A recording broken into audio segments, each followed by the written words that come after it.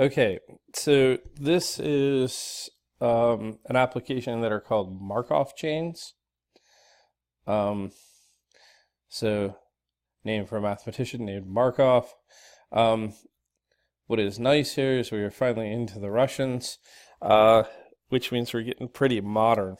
All right, so the first thing we need to understand is what is a stochastic matrix. Stochastic matrices are things that model zero-sum games. Like we'll get into that at some later point, but really they just have a certain characteristic. So I'm going to build a quick stochastic matrix here.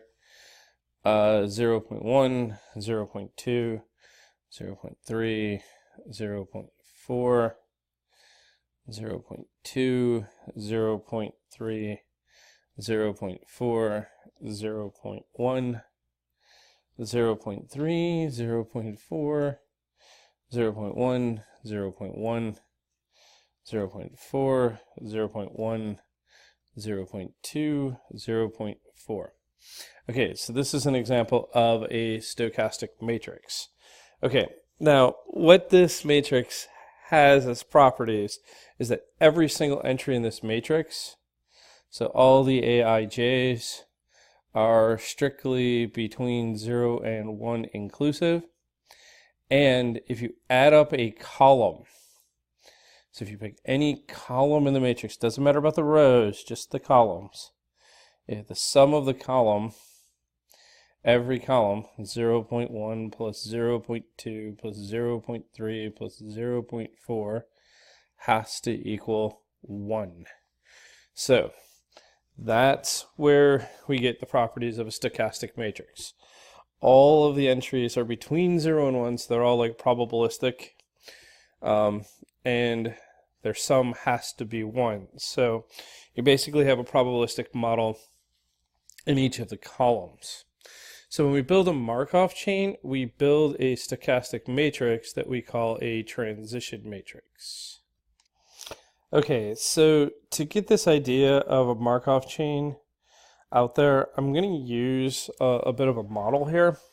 And the idea here is that you have like two satellite TV companies, and you have the possibility of just not having satellite television. And this is a graph that shows the preference transitions, and we're going to assume that this is like maybe monthly transitions. It's probably unrealistic to say monthly, but maybe it's I don't know, monthly, yearly, whatever is the time frame. But the idea here is that over a period of time, 70% of company A is staying put, and 10% is leaving the market, 20% is going to B. 80% of B is staying put, 5% is leaving the market, 15% is going over to A. Of those who are not in the market, 70% are staying out of the market. 15 are going to B, and 15 are going to A. So what we do is we represent this as a stochastic matrix. We're going to call it P. This is going to be our transition matrix. Okay, so this is my from side in my matrix. So we're going to be leaving from, A, B, and none. And this is the to side of my matrix for A, B, and none. So if I'm looking at company A, 0.7 comes back to A, 0.2 goes to B, and 0.1 leaves the market.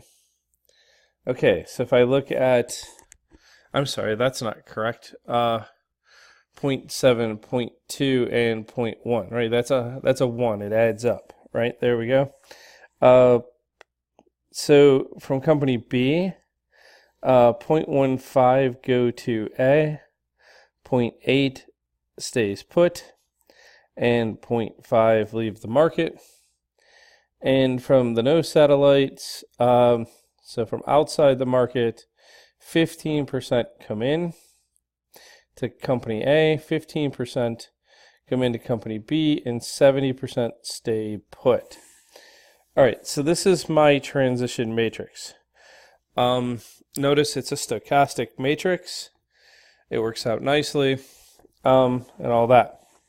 All right, so let's say the current status of the market can be written as a vector, and in this case, it's going to be a column vector. So we call this a state vector. So this is the initial status of the market.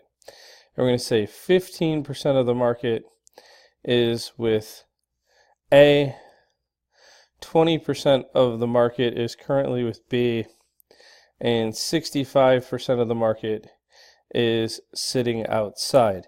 Now note, these three have to be in the same order as these, right? You can't mix these all up. All right, so what do I do to figure out what happens a month from now? So like, where do I get the state matrix for a month from now? What I actually do is I multiply matrix P times the initial matrix.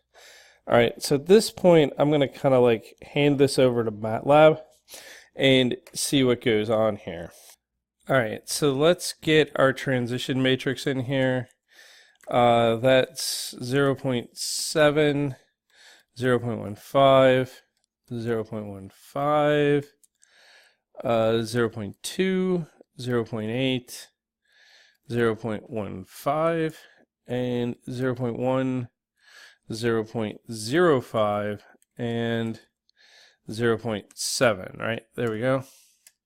So this is my transition matrix.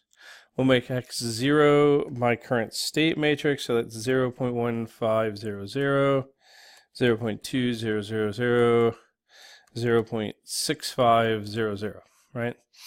All right, so this is my current state matrix. So my argument is that x1 should be the transition matrix times the initial state matrix, which gives me now, after 1 month, A has jumped up from 15% of the market to 23, B has jumped up from 20 to 29, and C has jumped, or the nuns, the people out of the market, has jumped down from 65 to 48%. Okay, so what if I want to know like a year from now, right? So, or maybe 3 months from now, or 4 months, right? 3 months, that's a quarter, right? So I want to know x3. Well, it's this simple. I take P, right? P, and I just take it to the third power times the initial status, and now I know where things are sitting like 3 months from now. So a quarter from now, we're at like 30%, 40%, 30%. Now, so the idea here is that like xn is p to the nth times the initial state. So ideally what's going to happen here is that it's going to hit a steady state. So there is a limit as n approaches infinity that this thing is going to actually approach. And this is going to be the steady state of my market, barring any intervention from the three competitors. Now, in practice, we're not going to run this out to infinity. What we're going to do is we're going to say, how do I find like the 100th iteration or some large number, right? So let's call x bar, right, will be hopefully my steady state, will be p to the, 100th times x 0, since times the original state. Now this gives me this thing where I have like a third in A, 47, 48% in B, and 19% staying out of the market. And my argument is that the market's going to hold there. And how do I verify this? Well, I take P times x bar, right? So if I do the transition to x bar, what I should end up with is x bar. And lo and behold, I get the same number back. So 100 iterations was more than enough to get me there. So it's pretty easy to find the steady state. You just have to take a large value of n, and that will tell you where the steady state matrix is. Okay, so the last little tidbit here is this idea that I can find, sometimes these matrices are absorbing matrices, and where this happens is if one of the values along the diagonal is a 1. All right, so let's take a look at the P matrix.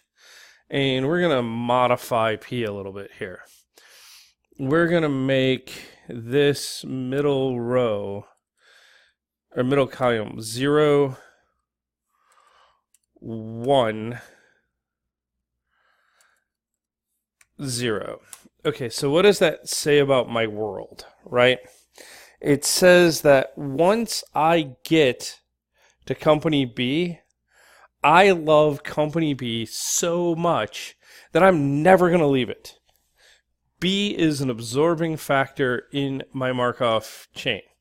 Okay, so like, let's see what happens here. If I take P times X0, like B is now got 32%. If I take P squared times X0, it's up to 43. P to the third, it's now up to 53. To the fourth, I'm up to 61. Fifth, I'm up to 68. So you can see like things on the outside keep shrinking and it's getting absorbed into B. All right, so now if I go to the steady state, which I found around 100, probably don't have to go that far, lo and behold, 100% of the market is hanging in B. And I know that's the steady state because if I take P times the answer, I get back 100% of the market hanging in B. So sometimes you have an absorbing node, and really the question that we start to ask there is just like, how long will it be until B absorbs everything? Like, how long is everybody else knocked out of the market and I just have a monopoly with B? Like, what would be an example of something that's like absorbing market share at a rapid pace? I think the big example in our world would be something like Amazon. Like mail order delivery through internet, they're rapidly approaching 100% of the share of our like internet buying. They're not there yet, but their number on that matrix is getting really close to 1. All right, so here's your Markov chain with a simple economy. We'll look at some problems with this in class.